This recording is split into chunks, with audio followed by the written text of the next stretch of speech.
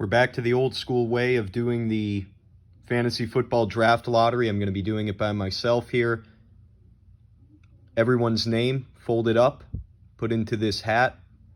I've shaken it up a few times. I'll shake it up a few more times.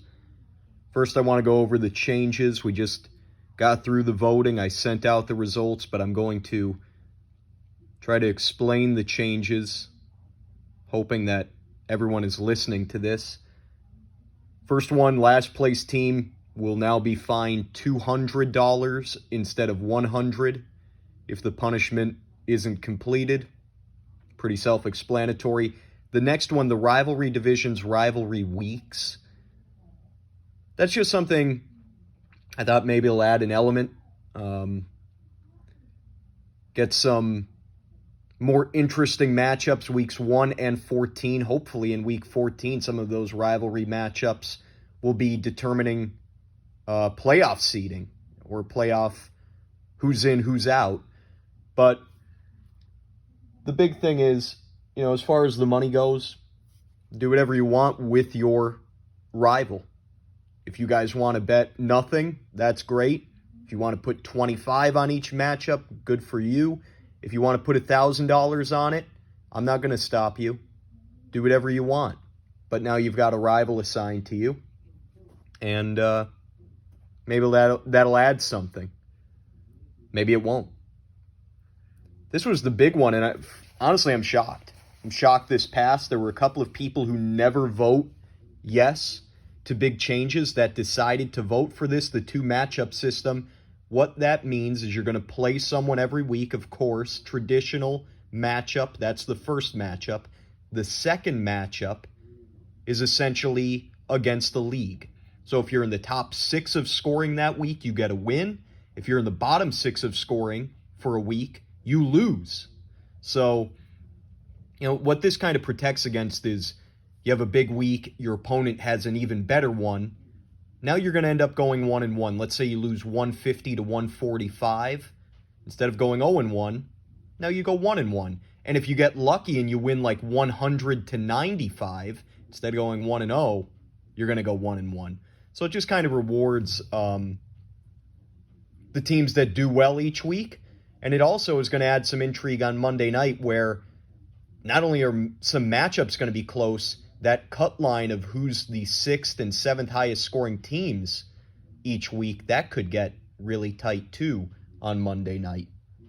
But with that happening, with us adopting that 2 matchup system, the point scored 6 seed is gone now. There will be no point scored 6 seed. All playoff teams are determined by record. It'll be the same way it has been in the past where each divisional winner is guaranteed a spot. However, seeding will be done by record. And that'll become more clear as the season is going. And then finally, Mecca, I like this proposal from him. He had mentioned it last year, and it just didn't really work out to make it happen. But, the co-host idea, I really like that. And anybody who wants to be a part of co-hosting the weekly review with me, let me know. And you'll get at least one chance, maybe 2 if there aren't that many people who want to do it. And so that'll be that. And now we move on to what everyone's been waiting for. And we will have our draft order set after this. I'm sticking with what Sam did last year. I won the league, but I won in weird circumstances. And so I'm not going to pick my spot. I'm going to go random, just as Sam did last year. Maybe that'll become a precedent moving forward. I will say, I do not want the first pick. That's been a curse. And I would like to be in the top half. So ideally, somewhere picks 2 through 6. We'll see if that works out for me or if I end up unhappy. Here we go. First person. Who's it going to be? It is Sam. Sam will have the first pick. Can't really remember a time that he's had it. Sam, back-to-back top 3 finishes. He's looking for his 5th league title this year. Second overall pick will be made by Matt Nordiff. Nordiff will have the second overall pick, and he has made the playoffs 3 out of his 5 years in this league. Moving along now, who's got the third spot? Number 3 goes to David Larrar. Larrar will pick 3rd overall. Last year, he made the playoffs for the first time since 2017. 4th overall pick, coming in hot. And it is going to belong to Krieger. Krieger, who has made the playoffs in 3 of his 6 years in the league. 50% playoff performance for Krieger. We're getting close to the end of where I want to be picking. 5th overall upcoming, and it will go to Dylan. Dylan will have the 5th overall pick. He's coming off of a last place finish, and this is really surprising to me. He has not won a playoff matchup since before 2016. That's all that we have record of on our site. Dylan has not won a playoff matchup since before 2016. Final pick of the first half of the draft. This is 6th overall, and it belongs to Andrew.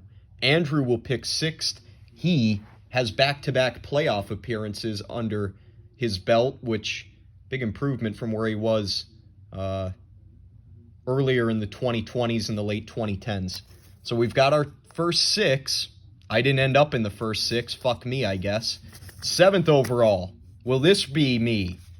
Oh, no, it will not. It'll be Peter, who missed the playoffs for the first time since 2018 last year. He will be the 7th overall pick. Here goes number 8. Number 8 pick belongs to Lohan.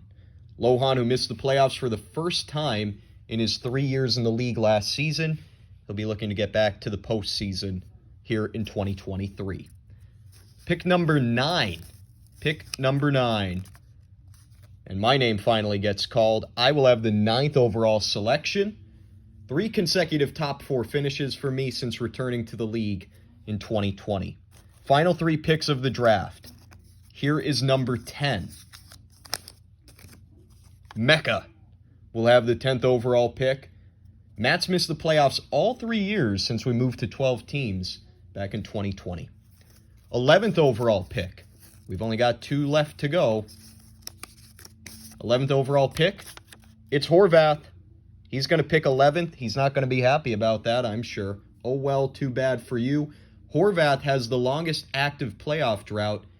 He hasn't made it since winning the league way back in 2017.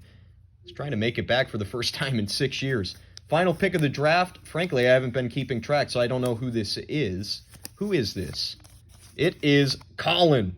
Colin Klingman, who's made the postseason just like Nordiff in 3 of his 5 years in this league. He's going to have the final pick, 12 and 13 overall, coming for Colin. So here we go. It's set.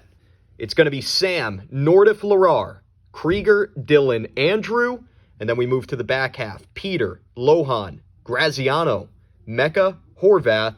Colin will finish things off. I thought there was one more person after Colin, I won't lie. Colin finishes it off. I also realized that I never shook the hat an additional time. Might have screwed myself by not doing that, but I got caught up in all the other nonsense I was rambling on about. All right, well, there you go. There you have it. That's our 12-man draft order.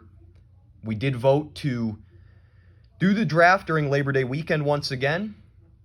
We'll pick an exact date when we get closer. And until then, stay safe. Stay safe out there.